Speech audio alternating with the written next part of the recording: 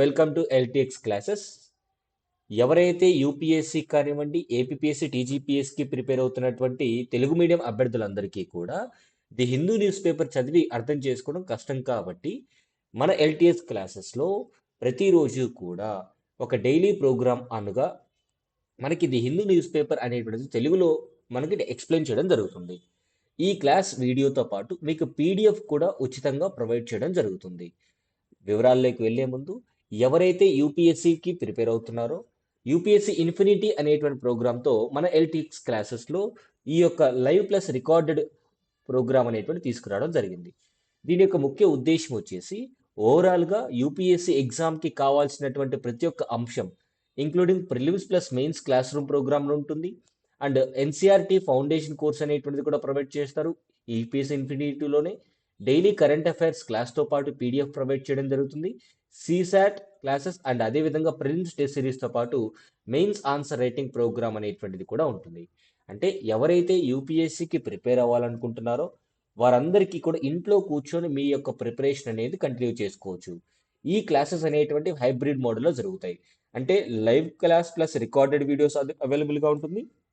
లేదు అంటే ఆఫ్లైన్లో కూడా మనకి వైజాగ్ నగరంలో ఎల్టీఎక్స్ క్లాసెస్ ఆఫ్లైన్ అనేటువంటిది ఉంది. సో ఎవరైతే ఆఫ్లైన్లో జాయిన్ అవ్వాలనుకుంటే వారు అక్కడికి వెళ్ళి క్లాసెస్ వినవచ్చు.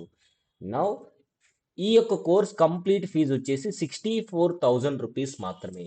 అండ్ ఈ 64,000 రూపీస్కి మీకు లైవ్ ప్లస్ రికార్డెడ్తో పాటు లైఫ్ టైం వ్యాలిడిటీ అనేటువంటిది ప్రొవైడ్ చేయడం జరుగుతుంది. లైఫ్ టైం వ్యాలిడిటీ అంటే ఒక్కసారి ఈ కోర్సులో ఎన్రోల్ అయినట్టయితే మీకు కంప్లీట్గా మీ జాబ్ వచ్చేంత వరకు మీరు ప్రిపేర్ అవ్వచ్చు. మీ ప్రిపరేషన్లో భాగంగా ఎలక్ట్రిక్స్ క్లాసెస్ ఎప్పుడూ ఉంటుంది. ఏమైనా సందేహాల కోసం ఈ నెంబర్కి కాంటాక్ట్ చేయొచ్చు. అండ్ ఫీజు యొక్క డిస్కౌంట్ వచ్చేసి 28th ఫిబ్రవరి వరకు మాత్రమే ఉంటుంది. అండ్ ఆఫ్లైన్ క్లాసెస్ అవైలబుల్గా ఉన్నాయి వైజాగ్లో. అండ్ ఆన్లైన్లో కావాలనుకున్న వారు ఎల్టీఎక్స్ క్లాసెస్ యాప్ అనేటువంటిది డౌన్లోడ్ చేసుకోవచ్చు ప్లే స్టోర్ నుంచి. Now coming back to our most important current affairs. The Hindu news పేపర్లో ఈరోజు వచ్చినటువంటి ఆర్టికల్లో మోస్ట్ ఇంపార్టెంట్ అంశం ఏంటి అంటే భారత్ అమెరికా సంబంధాలు, క్రిటికల్ మినరల్స్, క్వాడ్ సహకారం.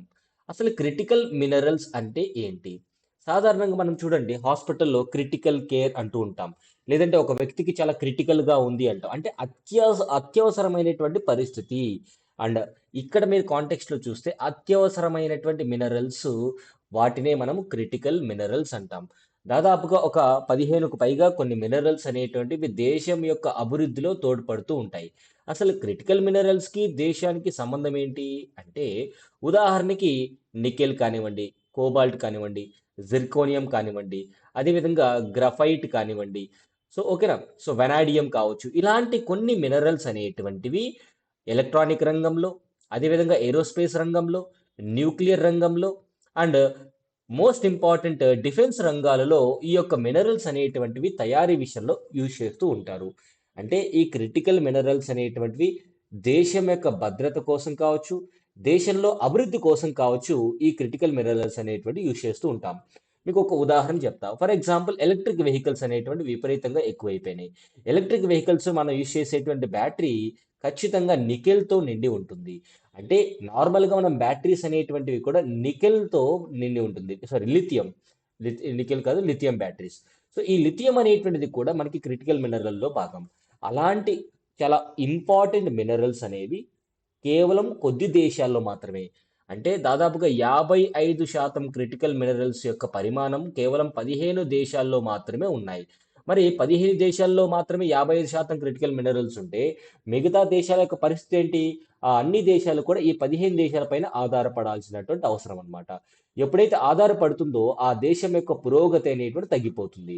ఈ సందర్భంలో అమెరికాతో భారత్ జట్టు కలపడం ఈ క్రిటికల్ మినరల్స్ విషయంలో మనకు కొంత తోడ్పాటు జరిగే అవకాశం ఉంది, కొంత సహాయం జరిగే అవకాశం ఉంటుంది. క్వాడ్ సహకారం. క్వాడ్ సహకారం అంటే ఏం లేదు, క్వాడ్రిలేటరల్ అంటాం. పసిఫిక్ ఓషియన్లో చైనా యొక్క దూకుడిని అడ్డుకోవడం కోసం భారత్, అమెరికా, అదేవిధంగా ఆస్ట్రేలియా, జపాన్ ఈ దేశాలన్నీ కూడా క్వాడ్ గ్రూప్ని ఏర్పాటు చేసుకోవడం జరిగింది. సో ఇటీవల కాలంలో అమెరికా మరియు భారత్ యొక్క సంబంధాలు ఈ 3 విషయాల మీదే నడుస్తూ ఉన్నాయి. ఒకసారి చూద్దాం.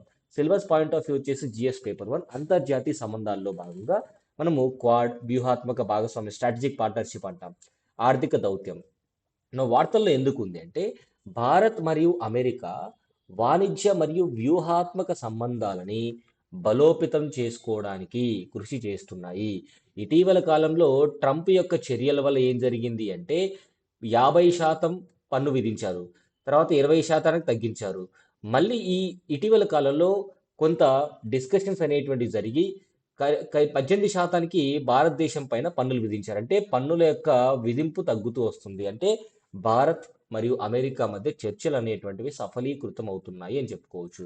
ఈ క్రమంలోనే భారత్ విదేశాంగ మంత్రి మరియు అమెరికా సమన్వయ నాయకత్వం మధ్య చర్చలు అనేటువంటి జరిగాయి. ఏ అంశాలపైన ప్రధానంగా చర్చలు జరిగాయంటే ట్రేడ్ యొక్క డీల్ గురించి, అంటే వాణిజ్య ఒప్పందం భారతదేశం నుంచి అమెరికాకు, అమెరికా నుంచి భారతదేశానికి వస్తువుల యొక్క రాకపోకల గురించి, అత్యంత ఆవశ్యక ఖనిజాలు వీటినే క్రిటికల్ మినరల్స్ అంటాం. తర్వాత మనకి క్వాడ్ సహకారం గురించి, ఇండో పసిఫిక్ యొక్క వ్యూహం ఏ విధంగా భారతదేశం సహాయం చేయబోతుంది అమెరికాకు, వీటిపైన చర్చలు అనేటువంటి జరిగాయి. ముఖ్యాంశాలు ఏంటి? భారత్ అమెరికా వాణిజ్య పునరుద్ధరణ, అంటే ట్రేడ్ అనేది రీసెట్ అయింది. ఒకప్పుడు భారతదేశం అనేటువంటిది ఒకప్పుడు భారతదేశం అనేటువంటిది 2022 నుంచి ఎస్పెషల్గా చెప్పాలి అంటే రష్యాకి ఇంకా కొంచెం దగ్గర అవుతుంది. ఏ విధంగా? క్రూడ్ ఆయిల్ అనేటువంటి రష్యా నుంచి కొనుక్కోవడం, సో ఓకేనా, న్యాచురల్ గ్యాస్ అనేటువంటి రష్యా నుంచి కొనుక్కోవడం, ఇది అమెరికాకు నచ్చలేదు. సో ఈ సందర్భంలో అమెరికా మన భారతదేశం పైన ట్రంప్ వచ్చిన తర్వాత విపరీతంగా అక్కసు వెళ్ళబుచ్చుతూ వచ్చారు. మన భారతదేశ వస్తువులపైన దిగుమతి సుంకాలు అనేటువంటి విధించారు. అప్పుడు మన భారతదేశానికి, భారతదేశంలో ఉన్నటువంటి వ్యాపారస్తులకి బాగా నష్టం కలిగింది. అలాంటి నష్టాలు భవిష్యత్తులో ఈ ఇరు దేశాల మధ్య ఉండకూడదు అని చెప్పేసి ఇద్దరు పరస్పరం సహకరించుకోవడం జరుగుతుంది. సో భారత్ వస్తువులపై దిగుమతి సుంకాలు విధించారు ఒకప్పుడు, ఇప్పుడు తగ్గించారనమాట చర్చల్లో భాగంగా. అండ్ ఇటీవలి ఉద్రిక్త ఉద్రిక్తల తర్వాత ఆర్థిక సంబంధాలు తిరిగి గాడిలో పెట్టే ప్రయత్నం జరుగుతున్నాయి. సప్లై చైన్స్ అంటే ఏం కాదండి. సప్లై చైన్స్ అంటే ఒక దేశంలో నికెల్ ఉంది, ఇంకో దేశంలో టిటానియం ఉంది, మరొక దేశంలో టిన్ అనేటువంటిది ఉంది. సో ఇట్లా ఒక దేశం నుంచి, అంటే మనకు కావాల్సినటువంటి అన్ని వస్తువులు పరస్పరం వస్తూ ఉండాలి, సప్లై అవుతూ ఉండాలి మన దేశానికి. ఏ ఒక్క కారణం వల్లైనా ఒక మెటల్ ఆగిపోయింది అంటే ఉత్పత్తి ఆగిపోతూ ఉంటుందన్నమాట. అంటే సప్లై చైన్స్ అంటే ఏం లేదు, క్రమ క్రమం తప్పకుండా మనకు కావాల్సినటువంటి వస్తువులు విదేశాల నుంచి వస్తున్నాయా లేదా, ఒకవేళ రావట్లేదు అంటే ఉన్న కారణాలు ఏంటి. క్రిటికల్ మినరల్స్ యొక్క సహాయం, అత్యంత ఆవశ్యక ఖనిజాల విషయంలో సహకారాన్ని అధికారికం చేయడానికి ఇరు దేశాలు అంగీకరించాయి. అంటే మనం అమెరికాకి, అమెరికా మనకు సహకరిస్తుంది అని ఒకరికొకరు ఒప్పుకున్నాం అనమాట. తర్వాత ప్రాముఖ్యత ఏంటి ఈ యొక్క క్రిటికల్ మినరల్స్ వల్ల? భారతదేశం అనేది సెమీ కండక్టర్ల పరిశ్రమ అద్భుతంగా రూపొందించాలి, భవిష్యత్తులో సెమీ కండక్టర్లు అనేటువంటివి ఇండియాలోనే తయారు చేయాలి అనేటువంటి ఉద్దేశంతో ముందుకు వెళ్తుంది. అండ్ అదేవిధంగా ఎలక్ట్రిక్ వాహనాల విషయంలో, వాటి యొక్క బ్యాటరీల విషయంలో లిథియం అనేది చాలా ముఖ్యంగా వాడతారు. తర్వాత స్వచ్ఛ ఇంధనం అంటే క్లీన్ ఫ్యూయల్స్ అంటాం, పరివర్తనకి ఈ ఖనిజాలు చాలా కీలకం అన్నమాట. న్యూక్లియర్ ఎనర్జీ డెవలప్ చేయడానికి కూడా ఈ యొక్క క్రిటికల్ మినరల్స్ అనేటువంటివి ఖచ్చితంగా అవసరం. ఈ సందర్భంలో మరి భారతదేశం, అమెరికా ఒకరికొకరు సహకరించుకుంటే ఇద్దరికి లాభపడుతుంది. లక్ష్యం ఏంటి? చైనా యొక్క ఆధిపత్యాన్ని అంటే చైనా చేతిలో ఉన్నటువంటి సరఫరా గొలుసుపై ఆధారపడటాన్ని తగ్గించుకోవడం. యాక్చువల్‌గా చైనా దగ్గర కూడా క్రిటికల్ మినరల్స్ చాలా ఎక్కువ ఉన్నాయి. చైనా ఒకవేళ సప్లై చేయకపోతే ఈ మిగతా దేశాలకు నష్టం అనమాట. సో ఇప్పుడు అమెరికా, ఇండియా ఏమని మాట్లాడుకుంటున్నాయంటే చైనా పైన మనం డిపెండ్ అవ్వకుండా మనం సర్దుకుందాం అని చెప్పేసి. సో క్వాడ్ మరియు ఇండో పసిఫిక్ సహకారం ఏంటి అంటే, క్వాడ్ అంటే ఏదో కాదు, భారత్, అమెరికా, జపాన్, ఆస్ట్రేలియా యొక్క సమూహమే. ఏం చేయాలి? పసిఫిక్ ప్రాంతంలో సరఫరా గొలుసు ఆ, స్థితిస్థాపకత, అంటే ఏ దేశానికి వెళ్ళాల్సినటువంటి వస్తువులు ఆ దేశానికి వెళ్తూ ఉండాలి. చైనా యొక్క దూకుడు వల్ల ఆ వస్తువుల రాకపోకలకి ఇబ్బంది కలగకూడదు. సముద్ర భద్రత, మ్యారిటైమ్ సెక్యూరిటీ అంటాం. అండ్ అభివృద్ధి చెందుతున్న సాంకేతికతతో సహకారం, అంటే అమెరికా దగ్గర ఉన్న టెక్నాలజీ జపాన్కి, జపాన్ దగ్గర ఉన్న టెక్నాలజీ మనకు, మన దగ్గర ఉన్న టెక్నాలజీ ఆస్ట్రేలియాకి ఒకరికొకరు సహకరించుకోవాలన్నమాట. ఇండో పసిఫిక్ ప్రాంతంలో వ్యూహాత్మక సమతుల్యతను బలోపేతం చేయడం, సింపుల్గా చెప్పాలంటే చైనాని టార్గెట్ చేయడం అన్నమాట. సాంకేతికత మరియు వ్యూహాత్మక రంగాలు ఏమిటి అంటే అభివృద్ధి విషయంలో సెమీ కండక్టర్లు, ఆర్టిఫిషియల్ ఇంటెలిజెన్స్, కృత్రిమ మేధస్సు, రక్షణ శాఖ, ఇలాంటి వాటిల్లో మరియు ఇంధన రంగాల్లో కూడా ఒకరికొకరు సహకరించుకోవడం. భారత్‌కు వ్యూహాత్మక ప్రాముఖ్యత ఎందుకు అంటే, ఆర్థికంగా మన దేశం నుంచి అమెరికాకి చాలా వస్తువులు ఎగుమతి చేస్తాం. ఈ విషయంలో ఎగుమతుల విషయంలో పెట్టుబడులకు ఇంకా మనం ఆకర్షించాలి అంటే, ఇలాంటి ఒప్పందాలు చేసుకోవాలి. స్ట్రాటజిక్ రిలేషన్ వ్యూహాత్మకత ఏంటి? క్రిటికల్ మినరల్స్ సరఫరా విషయంలో అమెరికాతో మనం సంబంధాలు పెట్టుకున్నట్టయితే చైనా పైన ఆధారపడడం తగ్గించుకోవచ్చు. ఇండో పసిఫిక్ ప్రాంతంలో కూడా మనం ఒక బలమైనటువంటి వ్యక్తిగా ఎదగొచ్చనమాట. సాంకేతికత, టెక్నాలజీ కూడా మనకి సెమీకండక్టర్ల తయారీ విషయంలో మనకు అమెరికా సహకరిస్తుందని చెప్పుకోవచ్చు. ఉన్నటువంటి సవాళ్ళు ఏమిటి అంటే, వాణిజ్య ఒప్పందంలో పారదర్శకత, ఆందోళనలు. అమెరికా ఒకరోజు ఒక మాట అంటుంది, మరొక రోజు మరో మాట అంటుంది. సో రష్యా చమురు దిగుమతులు మరియు అమెరికా వ్యవసాయ ఉత్పత్తులకు మార్కెట్ ప్రవేశంపై అమెరికా నుండి ఒత్తిడి. అంటే రష్యా నుంచి మనం ముడి చమురు కొనుక్కుంటున్నాం. ఇక్కడ శుద్ధి చేసి ఇతర దేశాలకి మరియు అమెరికాకు కూడా అమ్ముతున్నాం. దాన్ని అమెరికా పూర్తిగా వ్యతిరేకిస్తుందన్నమాట. అండ్ అమెరికా మన మీద ఏం ప్రెషర్ తీసుకొస్తుంది అంటే, మనము రష్యా నుంచి కొంటున్నటువంటి చమురుని ఆపేయమని చెప్తుందన్నమాట. సో వ్యూహాత్మక స్వయం ప్రతిపత్తిని కాపాడుకోవడం ముఖ్యం అన్నమాట. సో మనం ఎప్పుడూ కూడా మనకు 10 మంది యూజ్ అవుతున్నారు అంటే 10 మందితో స్నేహంగానే ఉండాలి. ఇది భారత్ యొక్క లక్ష్యం.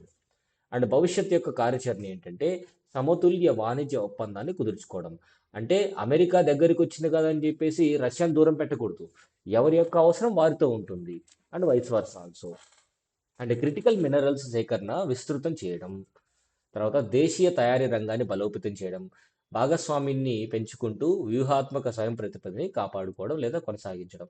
ముగింపు ఎట్లా ఉండాలి అంటే, భారత్ అమెరికా సంబంధాలు కేవలం వాణిజ్యపరమైనటువంటి స్థాయి నుండి సాంకేతికత అంటే టెక్నాలజీ, ఖనిజాలు మరియు ఇండో పసిఫిక్ భద్రతను కవర్ చేసే సమగ్ర వ్యూహాత్మక భాగస్వామ్యం వైపు మారుతున్నాయి. స్వయం ప్రతిపత్తిని అంటే సెల్ఫ్ రిలయన్స్ని కాపాడుకుంటూ ఈ భాగస్వామ్యాన్ని నిర్వహించడం భారత్ విధానానికి ఒక కీలకంగా చెప్పుకోవచ్చు అన్నమాట. తర్వాత రాజ్యాంగ గుర్తింపు కోరుతున్న విముక్త జాతులు. విముక్త జాతులు అంటే నోటిఫైడ్ ట్రైబ్స్. అసలు నోటిఫైడ్ ట్రైబ్స్ అంటే గుర్తించినటువంటి ట్రైబల్ పీపుల్. నోటిఫైడ్ అంటే వారిని నోటిఫై చేయలేదు అని అర్థం.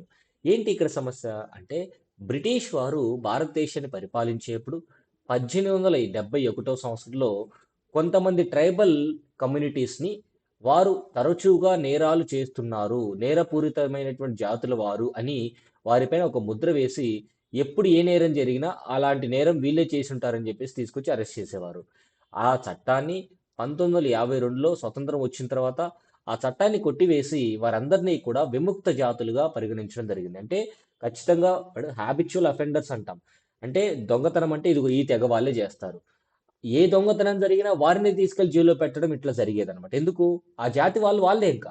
అట్లా అట్లా వాళ్ళని కించపరిచేటువంటి ప్రయత్నాలు బ్రిటిష్ వారు చేశారు. ఆ ప్రయత్నం భారతదేశం పూర్తిగా ఖండించి 1952లో ఆ చట్టాన్ని కొట్టివేసి వారందరినీ కూడా డీనోటిఫైడ్ ట్రైబ్స్‌గా గుర్తించింది.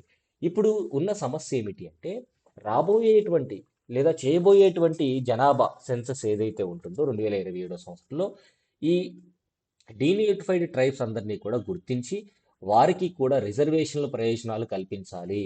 సో మనకి ఎస్సీ ఎస్టీ వర్గీకరణ ఏదైతే ఉందో ఆ వర్గీకరణలో వాళ్ళకి కూడా బాగా గుర్తింపు వచ్చేలాగా చూసినట్టయితే సమాజంలో వారు పొందుతున్నటువంటి లేదా వారు పడుతున్నటువంటి వివక్షత, వారు ఆ, అంటరానితనానికి గురవుతున్నారు, వీటన్నిటి నుంచి వాళ్ళు విముక్తి చెందుతారు.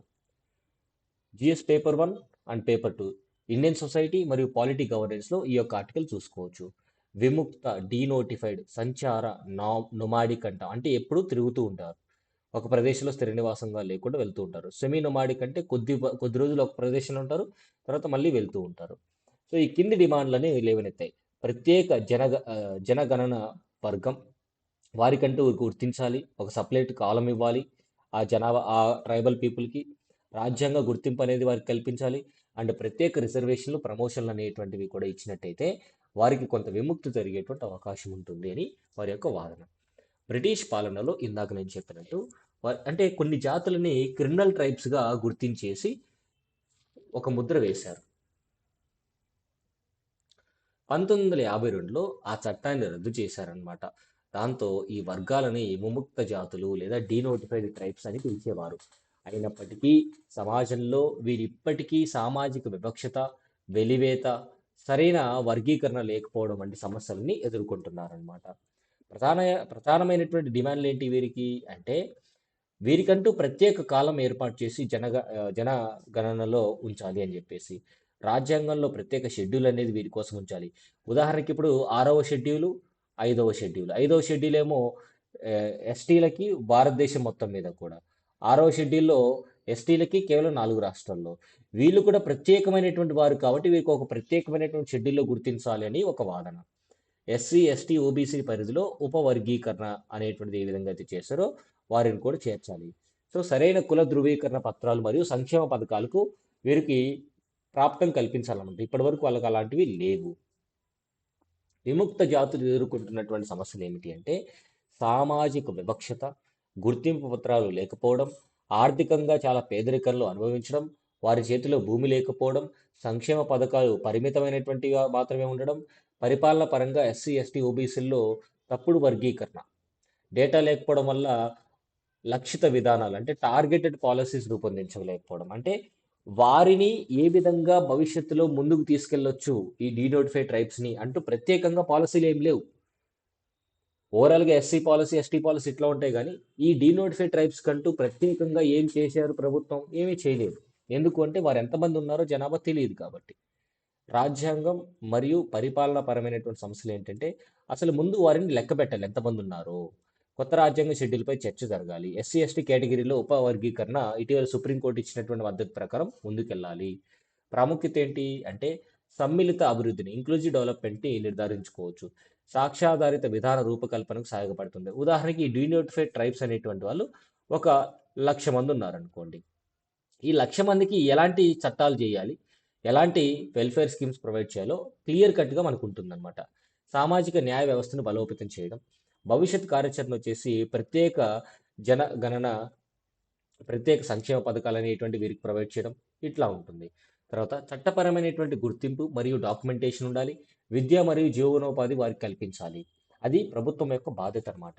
ముగింపు ఎట్లా ఉండాలి? చారిత్రాత్మక అన్యాయాన్ని సరిదిద్దడానికి మరియు భారతదేశంలో సమానత్వ, సామాజిక న్యాయాన్ని నిర్ధారించడానికి విముక్త జాతులు గుర్తింపు చాలా అవసరం. నౌ ఆర్థిక ఏకీకరణ మరియు budget, physical consolidation and budget అనేటువంటి ఆర్టికల్ పేరు ఏంటిది? ఫిజికల్ కన్సాలిడేషన్ అంటే ప్రభుత్వం పైన ఉన్నటువంటి అప్పులు, ప్రభుత్వం పైన ఉన్నటువంటి రుణ భారాన్ని తగ్గించుకుంటూ ముందుకు వెళ్ళడం. సో జిఎస్ పేపర్ 3 భారత ఆర్థిక వ్యవస్థ, ఆర్థిక విధానం, బడ్జెట్, ప్రజారుణం దానిలో మనం పాయింట్అవుట్ చేసుకోవచ్చు. వార్తల్లో ఎందుకుందంటే కేంద్ర బడ్జెట్లో ఆర్థిక ఏకీకరణ, ఫిజికల్ కన్సాలిడేషన్ మార్గంపై చర్చ జరుగుతుంది. అప్పుల స్థాయిలు, ద్రవ్యలోటు, ఫిజికల్ డెఫిషిట్ మరియు ఫిజికల్ డెఫిషిట్ అంటే ఖర్చు పెట్టేదానికి రాబడి వచ్చేదానికి, అంటే ఎక్కువ ఖర్చు పెడుతున్నాం తక్కువ రాబడి వస్తుంది, అప్పుడు డెఫిషిట్ అంటాం. సో మరియు రాబడి ధోరణులపై ఆందోళనలు ఉన్నాయి. ఇక్కడ చూడండి ప్రధానమైనటువంటి అంశాలు ఏంటి? ఆర్థిక ఏకీకరణ అంటే కన్సాలిడేషన్ అంటాం. కన్సాలిడేషన్ అంటే ఏంటి? మనము ప్రభుత్వం మీద అప్పు ఎక్కువగా ఉంది, ఇంకా అప్పులు చేస్తున్నాం. ఇలాంటి సమయంలో రాష్ట్రము లేదా దేశం అప్పుల పాలైపోతుంది. అలా కాకుండా ద్రవ్యలోటు మరియు అప్పులను తగ్గించుకోవడం. ద్రవ్యలోటు అంటే ఏంటి? మనం 100 రూపాయలు ఖర్చు పెడుతున్నాం, 100 రూపాయలు ఖర్చు పెడుతున్నాం, ఇది ఖర్చు.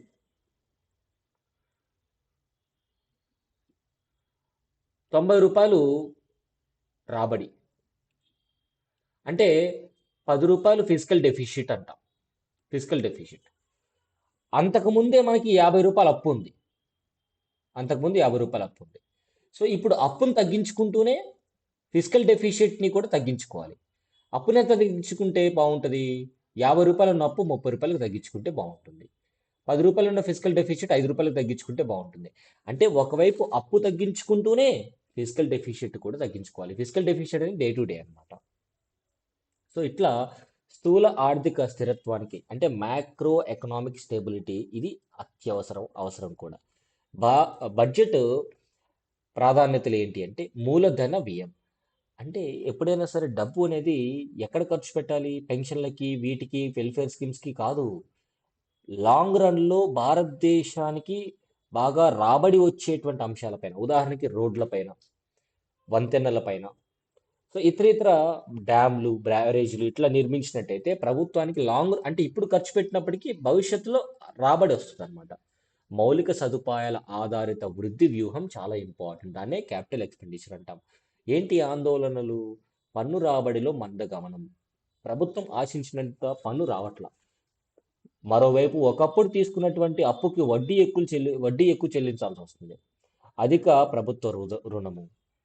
అంటే ప్రభుత్వం ఎక్కువ రుణాలు తీసుకుంటుంది. సవాళ్ళు ఏంటి అంటే వృద్ధి మరియు ఆర్థిక క్రమశిక్షణ మధ్య సమతుల్యత. మనకు డెవలప్మెంట్ కావాలి, ఫిజికల్ డిసిప్లిన్ కావాలి. రెండూ కావాలంటే మెల్లిగా ఒకదాని తర్వాత ఒకటి జాగ్రత్తగా చూసుకుంటూ వెళ్ళాలి. అప్పు తక్కువ చేయాలి అండ్ అభివృద్ధి వైపు ఎక్కువ అడుగులు వేయాలి. సంక్షేమ వ్యయాన్ని నిర్వహించడం అంటే వెల్ఫేర్ పైన కొంత డబ్బులు ఖర్చు ఖర్చు పెట్టడం. తర్వాత పెట్టుబడిదారుల విశ్వాసాన్ని కొనసాగించడం. అంటే ఎవరైతే భారతదేశానికి వచ్చి పెట్టుబడి పెడతామో అంటారో వారిపైన మనం మనం ఎక్కువ నమ్మకాన్ని కల్పించాలి. అప్పుల స్థాయిని స్థిరంగా ఉంచడం. ఎక్కువ పెంచుకుంటూ వెళ్ళకూడదు అప్పుని. ప్రాముఖ్యత ఏంటి? స్థూల ఆర్థిక స్థిరతత్వం స్థిరత్వం ప్రైవేటు పెట్టుబడిదారులకి విశ్వాసం కల్పించాలి. దీర్ఘకాలిక వృద్ధి స్థిరత్వం అనేది ఉండాలి. భవిష్యత్తు కార్యాచరణ ట్యాక్స్ బయాన్సీ మెరుగుపరచడం. అంటే కట్టాల్సినటువంటి పన్ను కట్టకుండా ఎగవేసే వాళ్ళ పైన చర్యలు తీసుకొని కట్టించాలి. సబ్సిడీలని తగ్గించుకుంటూ రావాలి. మూలధన వ్యయ సామర్థ్యాన్ని పెంచడం. పారదర్శకమైనటువంటి ఆర్థిక వ్యవస్థని ఏర్పాటు చేసుకోవడం. భారత్ $5 ట్రిలియన్ ఆర్థిక వ్యవస్థగా మరియు అభివృద్ధి చెందిన దేశంగా ఎదగడానికి ఆర్థిక ఏకీకరణ, ఫిజికల్ కన్సాలిడేషన్ అనేది క్రమంగా మరియు వృద్ధికి అనుకూలంగా ఉండాలి. మోస్ట్ ఇంపార్టెంట్ ఆర్టికల్ మనకి ఇంకొకటి ఉంది. భారత్ అమెరికా వాణిజ్య ఒప్పందం మరియు ఆర్థిక దౌత్యం. ఎకనామిక్ డిప్లొమసీ అంటాం. వాణిజ్య ఒప్పందం ట్రేడ్ ప్యాక్ట్ అంటాం. సో రీసెంట్గా మనము రష్యాతో అద్భుతంగా వ్యాపారం చేసుకుంటున్నాం. అండ్ మోర్ ఓవర్ యూరోపియన్ యూనియన్తో mother of all deals free trade agreement అనేటువంటిది భారతదేశం చేసుకుంది. దీంతో అమెరికాకు గుబులు పట్టుకుంది. ట్రంప్కు పిచ్చెక్కిపోయింది. ఈ సందర్భంలో అమెరికా అంటే ట్రంప్ ఒక మెట్టు దిగొచ్చి మేము భారతదేశంతో సత్సంబంధాలతో ఉంటాము అని చెప్పడం జరిగింది. సో ఈ కాంటెక్స్ట్లో రీసెంట్గా భారతదేశం మరియు అమెరికా లాంటి దేశాలతో ట్రేడ్ ప్యాక్ట్ అనేది సైన్ చేసుకుంది. ఏమని? ఒకప్పుడు 25 అంటే అంతకుముందు 50% ఉండేది. తర్వాత 20% తగ్గించారు. ఇప్పుడు 18% భారతదేశం పైన అండ్ భారతదేశం నుంచి వచ్చేటువంటి ఎగుమతులకు అంటే ఇంపోర్ట్ డ్యూటీస్ అనేటువంటివి తగ్గించారు. 18% తగ్గించారు అన్నమాట. ఒకప్పుడు 25, 50 ఉండేది. సో భారత్ కలిగేటువంటి ప్రయోజనాలు ఏమిటి అంటే అమెరికా మార్కెట్కి మెరుగైనటువంటి ప్రవేశం ఉంటుంది. మనం ఇప్పుడు బాగా అమ్ముకోవచ్చు అమెరికాలో. ఎగుమతి రంగాలకి ఊరట కలిగించినట్టు అవుతుంది. ఉదాహరణకి వస్త్రాలు, రత్నాలు, ఆభరణాలు, సముద్రపు ఉత్పత్తులు, ప్రపంచ సరఫరా గొలుసు ఏకీకృతమవుతుంది. అండ్ వ్యూహాత్మక ప్రాముఖ్యత అమెరికా మరియు భారత్ ఎప్పుడూ కూడా భాగస్వామిగా బలపడుతూ ఉంటుంది. తయారీ రంగానికి మద్దతు ఇస్తుంది. గ్లోబల్ ట్రేడ్ నెట్వర్క్స్ అనేటువంటివి పాత్రను బాగా పెంచుకుంటాయి. సవాళ్ళు వచ్చేసి అమెరికా ఎప్పుడు ఏ విధంగా ఉంటుందో తెలియదు. అమెరికా మార్కెట్పై ఎక్కువగా ఆధారపడటం. అంటే ఎక్కువగా మనం అమెరికా మీద ఆధారపడితే భవిష్యత్తులో వాళ్ళు వద్దని చెప్తే మళ్ళీ ట్యాక్స్ పెంచితే ఇబ్బంది పడతాం. సో అమెరికా వస్తువులకి మన మార్కెట్లో ప్రవేశం కల్పించాలని ఒత్తిడి ఎక్కువగా వస్తుంది మనకి.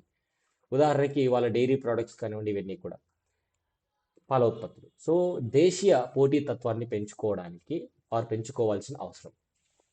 భవిష్యత్తు కార్యాచరణ ఏంటి? ఎగుమతి మార్కెట్లని విస్తృతం చేసుకోవడం. అంటే ఒక అమెరికానే కాకుండా ఇతర దేశాలకి మన ఉత్పత్తులు బాగా ఎక్స్పోర్ట్ చేసుకుంటూ ఉండాలి, ఎగుమతి చేసుకుంటూ ఉండాలి. తయారీ రంగాన్ని బలోపేతం చేసుకోవడం అంటే మ్యానుఫ్యాక్చరింగ్ సెక్టర్. స్వేచ్ఛ వాణిజ్య ఒప్పందాలని వ్యూహాత్మకంగా ఉపయోగించుకోవడం. ముగింపు వచ్చేసి వ్యాపారాన్ని వ్యూహాత్మక భాగస్వామ్యులతో అనుసంధానం చేయడం ద్వారా ఆర్థిక దౌత్యం, ఎకనామిక్ డిప్లొమసీ అనేది విజయం సాధిస్తుందన్నమాట.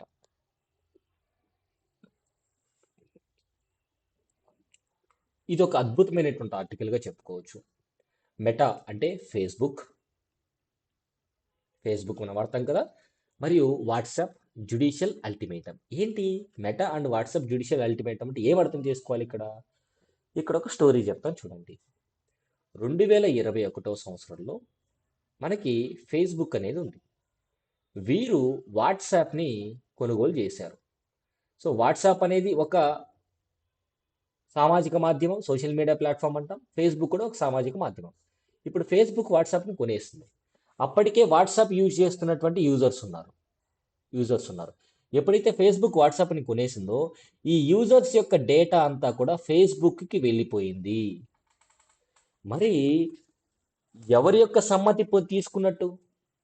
నేను వాట్సాప్ వాడుతున్నాను, నాకు ఫేస్బుక్ కూడా ఉంది, రెండు వేరు వేరు అకౌంట్స్. ఇప్పుడు రెండు ఒకరే దాన్ని అడ్మినిస్టర్ చేస్తున్నారు అన్నప్పుడు నా ఫేస్బుక్లో ఉండేటువంటి డేటా వేరు, నా వాట్సాప్లో ఉండేటువంటి డేటా వేరు. సో అంటే నా వాట్సాప్ డేటా అంతా కూడా ఫేస్బుక్ వాడు తీసుకున్నాడు. ఎలా తీసుకున్నాడు అంటే ఖచ్చితంగా వాట్సాప్ గైడ్ లైన్స్ అనేవి ఆర్ ఫేస్బుక్ గైడ్ లైన్స్ని మనం ఫాలో అవ్వాల్సిందే. అంటే నువ్వు వాట్సాప్ వాడాలి అంటే ఫేస్బుక్ యొక్క గైడ్ లైన్స్ ఖచ్చితంగా పాటించాల్సిందే, యాక్సెప్ట్ చేయాల్సిందే అన్నట్టుగా కండిషన్ పెట్టాడు. అంటే వాడితే వాడు, లేదంటే వదిలి వెళ్ళిపో అన్నట్టుగా ఒక కంపల్షన్ పెట్టాడు. ఈ సందర్భంలో మనకు తప్పుతుందా? So WhatsApp Meta data sharing పాలసీపై సుప్రీంకోర్టు పరిశీలించిందనమాట. అసలు మనల పర్మిషన్ లేకుండా మన వ్యక్తిగత గోప్యత అంటే భంగం కలిగే విధంగా మోనోపోలీ పవర్. మోనోపోలీ అంటే ఏంటి ఇక్కడ? ఒకప్పుడు ఫేస్బుక్ అయినా ఉంది, వాట్సాప్ అయినా వాడుకోవచ్చు మనం. ఇప్పుడేమైంది, నీకు వాట్సాప్ ఉంది అంటే ఫేస్బుక్ కంపెనీ వాడికి నీ డేటా అంతా వాళ్ళకి తెలిసిపోతుంది. ఇది మోనోపోలియే కదా. అంటే వాడికి నచ్చినటువంటి విధంగా రూల్స్ అండ్ రెగ్యులేషన్స్ పెట్టి మనల్ని పాటించమంటున్నాడు. ప్రధానమైనటువంటి సమస్యలు ఏంటి అంటే డేటా గోప్యత, సమ్మతి. అంటే వినియోగదారుల యొక్క సమ్మతి నిజమైనదా కాదా అనే ప్రశ్న. వినియోగదారుడు ఎవడైతే ఉంటాడో వాడికి నచ్చితేనే ఫేస్బుక్కి ఆయన డేటా ఇస్తాడు, కానీ కంపల్షన్ చేయకూడదు. ఆధిపత్య ప్లాట్ఫామ్లు వినియోగదారులని బలవంతం చేయవచ్చు. సో ఇట్లా పెద్ద చేయకూడదు యాక్చువల్గా, ఇక్కడ ఇచ్చారు అట్లాగా. సో పోటీ సమస్యలు ఏంటి అంటే ఆధిపత్య స్థానాన్ని దుర్వినియోగం చేస్తున్నట్లు కాంపిటీషన్ కమిషన్ ఆఫ్ ఇండియా గుర్తించింది. అంటే ఫేస్బుక్ ఏమో నచ్చినట్టు రూల్స్ పెడుతుంది. వాట్సాప్ ఫేస్బుక్ వాడిదే కాబట్టి మా వాట్సాప్ వాడుతున్నటువంటి మనము కంపల్సరిగా దాన్ని ఫాలో అవ్వాల్సిందే.